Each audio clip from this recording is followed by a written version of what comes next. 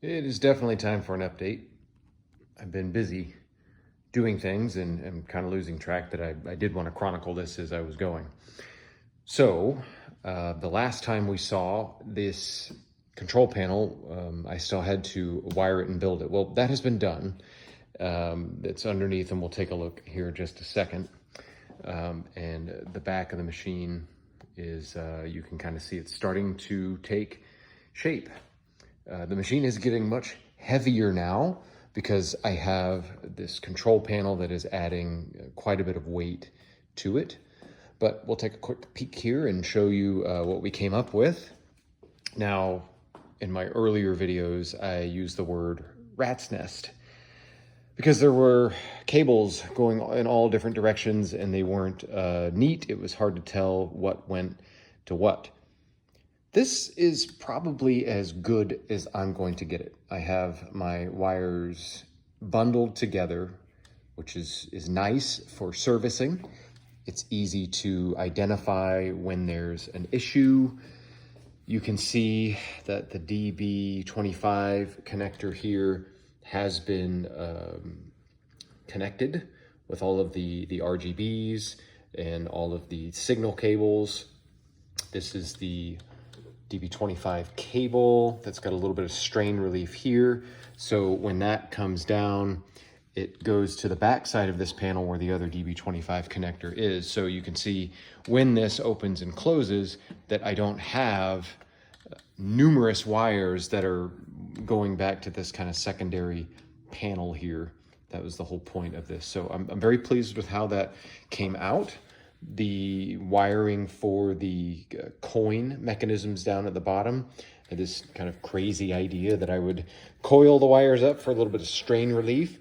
As this moves and flexes, it's nice to have a little bit of play in the wires so that the copper wires don't, over time, decide to break.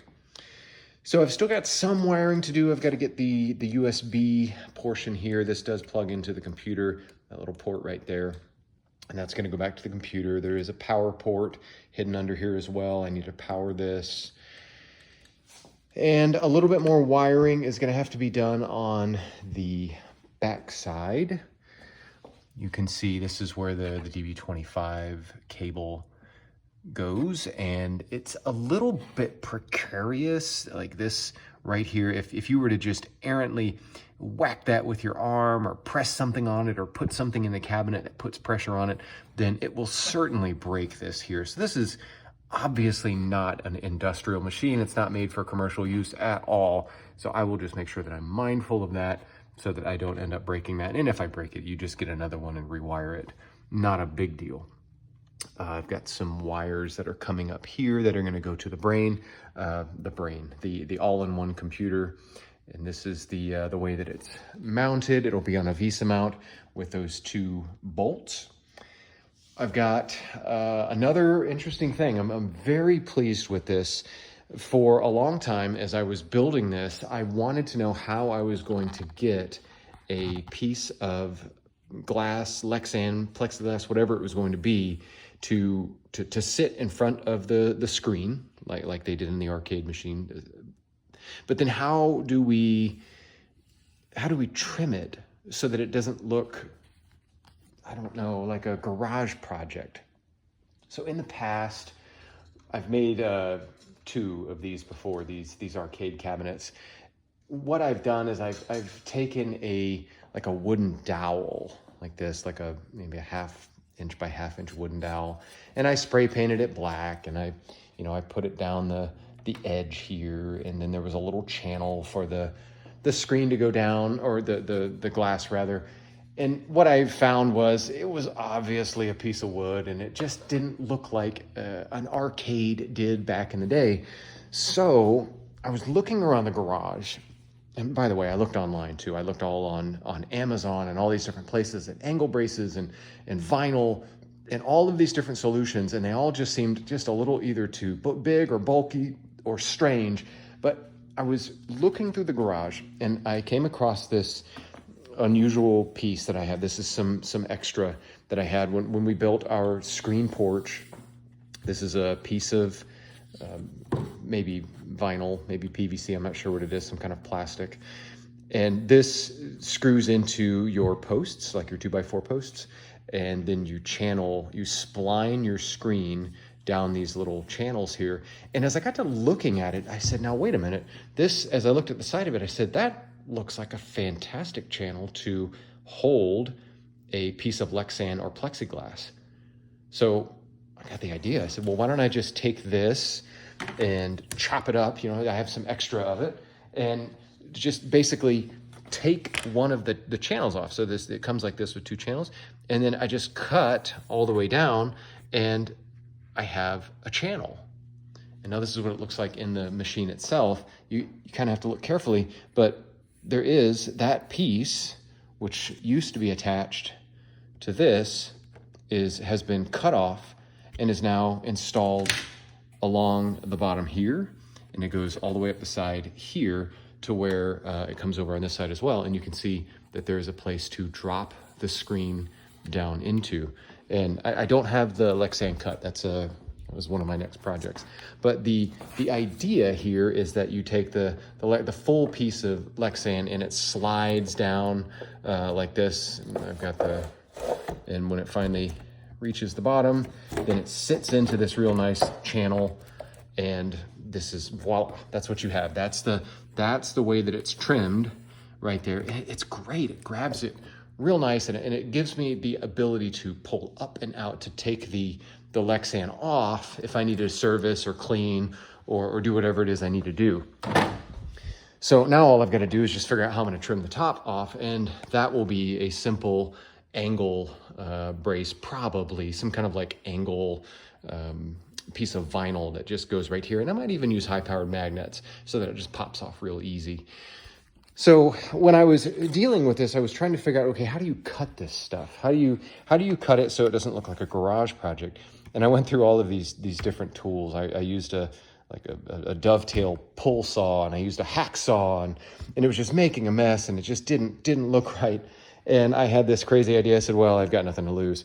And I have these are ancient, the old tin snips, just basically very strong, big scissors. And wouldn't you know it, they cut through this like butter all the way, even on these what you would consider to kind of be delicate edges right here. It just snaps right through it. And it creates a nice, clean edge when you do finally cut it.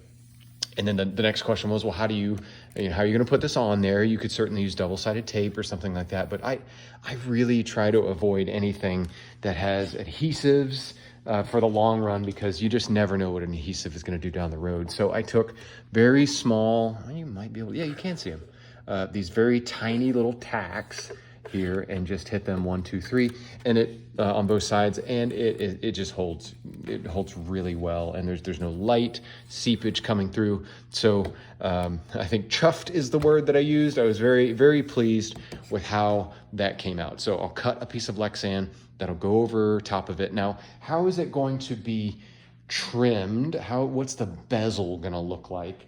Because when the AIO goes in there, it doesn't take up the entire space. There's going to be a fair amount of space on the side, a little bit at the bottom, and a little bit at the top. And in the old arcade machines, they would have some kind of like hard plastic bezel that was molded, and it went right up to the glass on the screen. So how do we reproduce that now? I don't know. I've got some ideas. I have this kind of large piece of packing foam that came with, I don't know, one of the Apple products that we bought. I think maybe an old iMac or something like that. And I'm going to see if when I put the AIO into the machine, that if I can maybe cut some of this custom so that it goes around the screen, and then it just kind of presses up against the glass just a little bit, so that it doesn't let any light come through, and it sort of mimics the old black bezels along the way. Now, I also have some spare vinyl from the artwork here that I might be able to incorporate to create maybe a continuity in the design, to have just a little trim maybe of it up here, but I'm not committing to that at this point. So this is our latest update. The remaining projects that I've got to do for this I still need to do the speaker cover, whatever that's going to look like. I'm still formulating that in my brain. I still have to test to make sure that all of the things that I did back here were in fact correct, because I am mixing low voltage switches with slightly higher voltage RGB, and I want to make sure I don't cross those. I'll end up burning up one of these boards and have to buy another one. But very pleased with how everything fit, how it is very clean and neat. As we go through and as we continue, I will keep you all updated on the project for next time. So we'll see you next time.